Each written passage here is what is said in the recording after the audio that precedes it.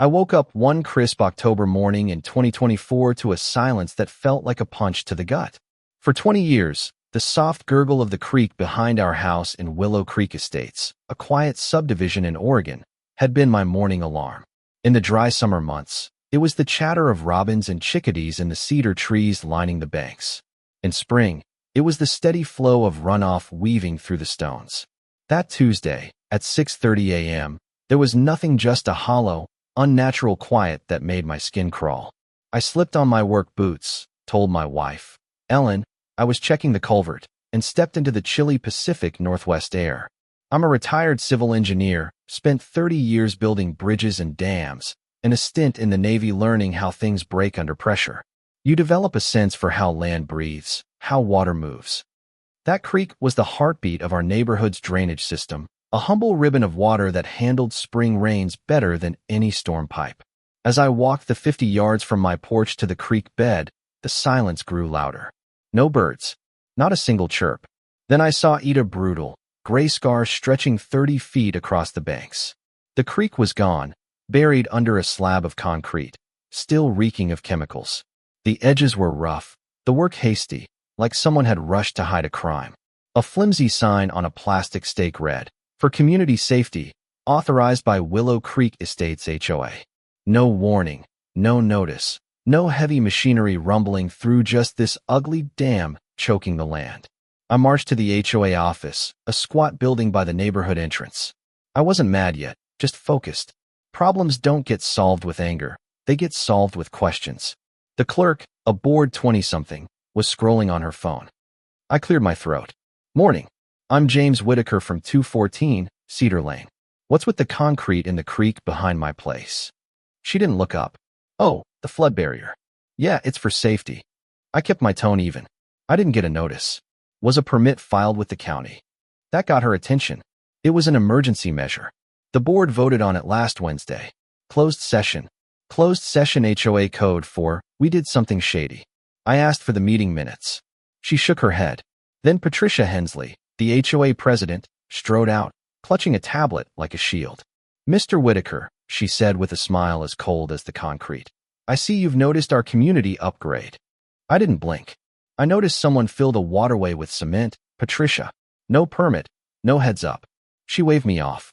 "It's to prevent flooding." The board approved it. "You're welcome." That, "you're welcome," hit like a slap. As I turned to leave, I spotted a letter taped to my front door.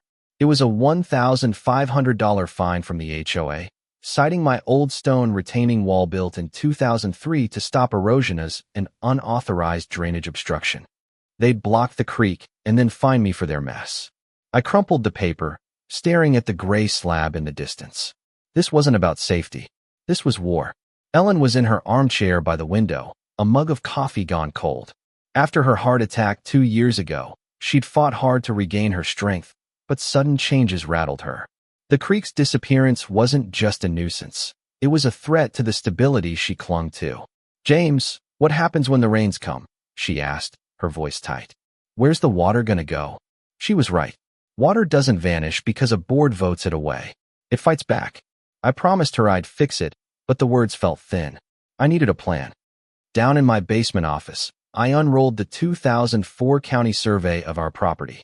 A blue dotted line marked the creek as a natural drainage easement. The entire neighborhood's water management hinged on that creek.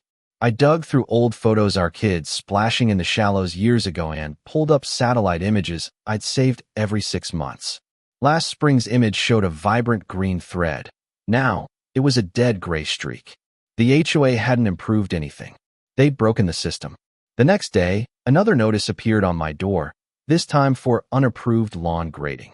My lawn hadn't been touched in 20 years. They were piling on fake violations to paint me as the villain. I needed more than my own records. I walked to my neighbor Henry Caldwell's house. Henry, a retired urban planner, had a garage full of filing cabinets instead of tools. I told him about the creek. He sighed. "Patricia Hensley. She treats the HOA bylaws like her personal diary." He pulled out a binder labeled Willow Creek Original Plats 2003-2009 and flipped to a county-sealed document from 2005. It confirmed the creek as a protected easement. The HOA had no right to touch it. We printed the easement, the original drainage plan, and more from the county website. Henry handed me the stack. You can't outvote gravity, James. I filed a Freedom of Information Act request with the county, a simple letter asking for all records related to the creek for the past 6 months. A week later, a CD arrived. Most files were mundane zoning forms, survey requests, but one folder, contractor communications, held gold.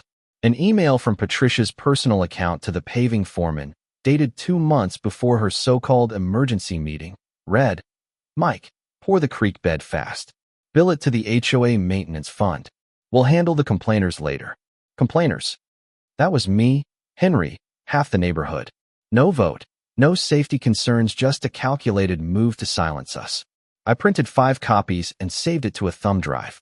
It was a smoking gun.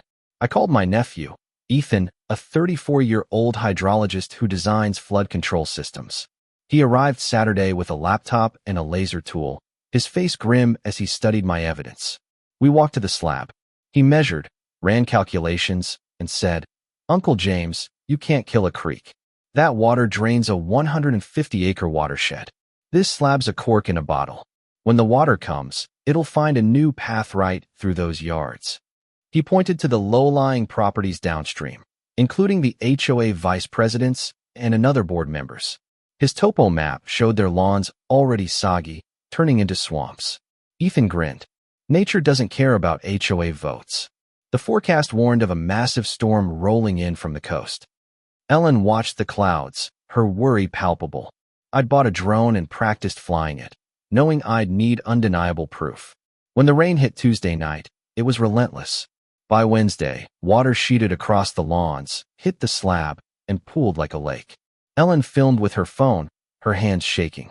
It's creeping up, James. I launched the drone, capturing the disaster from above. The slab was the center of a man-made lake, water spilling into the vice president's yard, flooding his patio, and lapping at his basement door. I snapped a time-stamped photo at 2:47 p.m., the waterline 8 inches high against his bricks.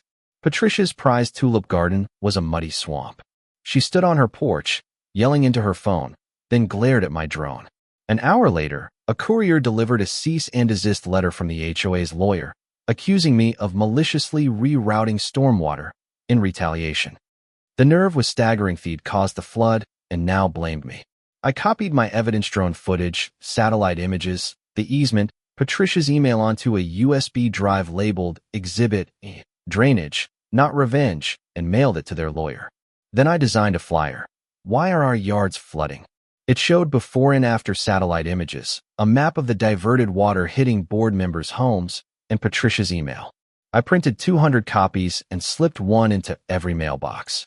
Curtains twitched, neighbors nodded. The rebellion was brewing. I sent a full evidence package to the county water board with a cover letter, framing it as an environmental violation, not a personal feud. A week later, a county inspector arrived, clipboard in hand. He confirmed the slab violated the 2005 easement, lacked permits, and had shifted 2 properties into a flood zone, causing $38,000 in damage. The HOA called an emergency meeting, spinning the flood as a contractor error. I was ready. At the packed clubhouse, Ellen, Ethan, Henry, and I sat with 3 other families, including the vice president's flooded neighbors. Patricia opened with a shaky speech about community unity, blaming the contractor. I stood calm but firm. I'm here to discuss the problem you created. Ethan set up a projector, and I handed out evidence packets. The drone footage played, showing the flood's path. Gasps filled the room. I walked through the timeline: Patricia's email, the fake meeting, the easement violation. The vice president, Greg, stood, tossed his nameplate in the trash, and walked out, resigning. Neighbors erupted, shouting about fines and flood damage. The county inspector and his boss appeared, announcing a $60,000 fine, mandated creek restoration, and a state investigation. Patricia's lies crumbled. The HOA board dissolved. Patricia resigned in a curt email, dodging blame. The county appointed an oversight committee for fair elections. A check for my $1,500 fine arrived, marked reimbursement. The creek was restored over 3 days. Jackhammers broke the concrete, and professionals laid erosion matting and river stones. The neighborhood felt alive again. Ethan and I held a workshop, teaching 18 neighbors how to use records and bylaws to fight back. A month later, the creek flowed clear, frogs croaked, and Ellen smiled, her peace restored. You can't outvote nature. So what do you think? Was I right to take down the HOA? Or did I escalate a fight that could have been settled quietly? Should neighbors have to play detective to protect their homes? Or is that just the price of living in an HOA? Where are you watching from? And how would you handle a board that buries your backyard creek? Drop your thoughts below, hit that like button, and subscribe for more stories of fighting the system.